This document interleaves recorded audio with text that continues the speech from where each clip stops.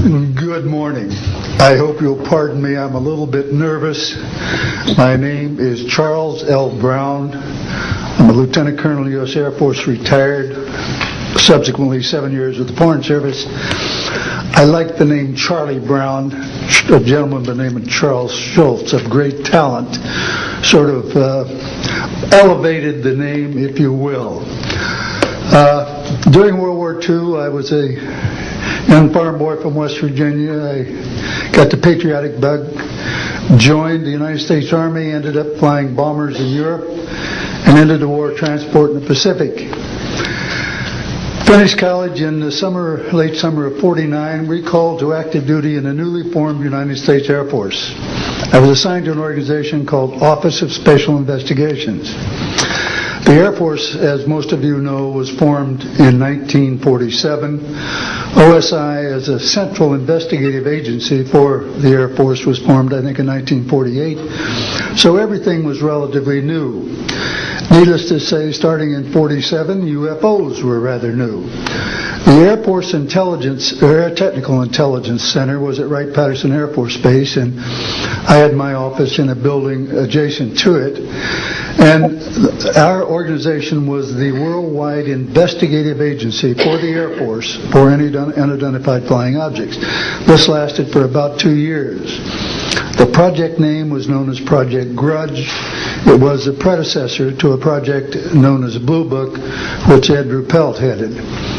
During my experience with it, I would collect the data I didn't collect it, it was sent into my office. I analyzed it. As a pilot investigator, I was able to offer some bits of advice to the Air Technical Intelligence people. Now, you might visualize a massive office, but as I recall, we had a first lieutenant, a secretary, and a technical sergeant. That was the essence of Project Blue Book when it started, or Project Grudge. Blue Book, and expanded somewhat. During the review as an analyst of these various documentary reports, if you will, or documents, I became clearly convinced that there was substance to what was being reported, in that we had ground visual, ground radar, airborne visual, and airborne radar confirmation of some of these sightings. The individuals who made the sightings were everything from airline pilots, military pilots, police officers, some of the people that your lives depend upon on a daily basis. These are very reputable and credible people.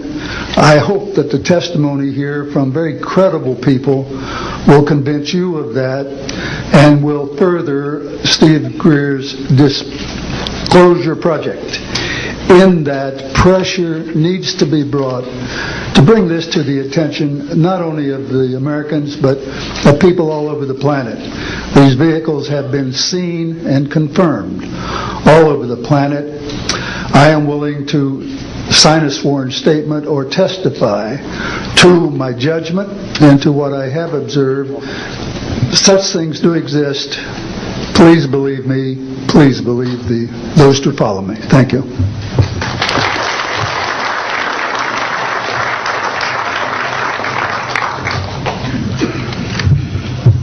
My name is Michael Smith. I was in the Air Force, a sergeant, from 1967 to 1973. I was aircraft control and warning operator. While I was assigned to Klamath Falls, Oregon, in early 1970, I arrived at the radar site, and they were watching a UFO on a radar that was hovering at about 80,000 feet. It sat there for about 10 minutes and then slowly descended until it dropped off the radar. It was gone for about 5-10 minutes, and then instantly reappeared at 80,000 feet, stationary. The next sweep of the radar, it was 200 miles away, stationary. It hovered there for about 10 minutes and redid the whole cycle twice more. When I found out what you normally do when you see a UFO, I was told that you notify NORAD, you don't necessarily write anything down, you don't write anything down, and you keep it to yourself. It's a need-to-know basis only. And NORAD one night called me about later in the year to let me know as a heads up that there was a UFO coming up the California coastline. I asked them what I should do about this. They said, nothing, don't write it down, it's just a heads up.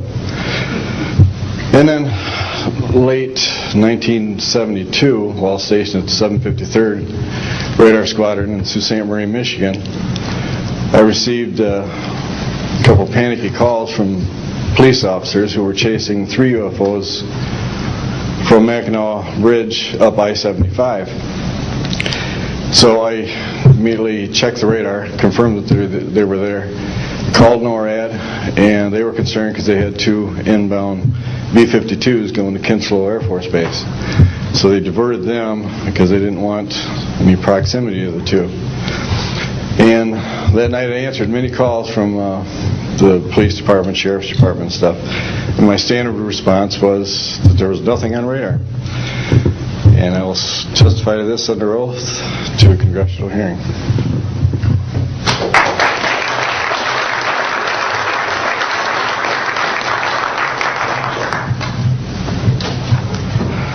Good morning. My name is Enrique Colbeck. I am a traffic controller. I'm sorry for my English. I'm so scared. I'm not accustomed to talk in front of a lot of people. I'm here because I'm being a witness in a voluntary way on my work. I work in Mexico City as radar controller and the International Airport of Mexico. And I'm going to give an example about this science that we have in Mexico for several years, and this issue happens a lot of times on my country, unfortunately. For example, March 4, 1992, we detected 15 objects west side of the Toluca airport, that is very close of our international airport at 50 miles more or less. Then July 28 of 1994, we have almost a collision or something that we can name in that way with an international flight, domestic flight of Aeromexico 129, commanded by the pilot Raimundo Cervantes Ruano, that has a trash or something about in his main landing gear in the right leg. That's occurred at night at 10:30 more or less. Then in the next week, the same year, in the same moment, the Aeromexico Flight 904 has another almost collision that was reported for the pilot Corso, the Capitan Corso, at 11:30 in the morning, and we detect that object on a radar. Suddenly, just for a moment. Then the next week we have a lot of sightings reported by the pilots that give us information about the weird traffic or something, brighting lights and different times, and we detect some of them in that week. But in September 15 of 1994, we have a detection about 5 hours more or less on a radar and a new equipment that we believe that that equipment was working in not a good way, because it's not human that you have detection by 5 hours of the same object and apparently without movement. Well, we concur with the technical persons of radar in our country that the radar system was working well, and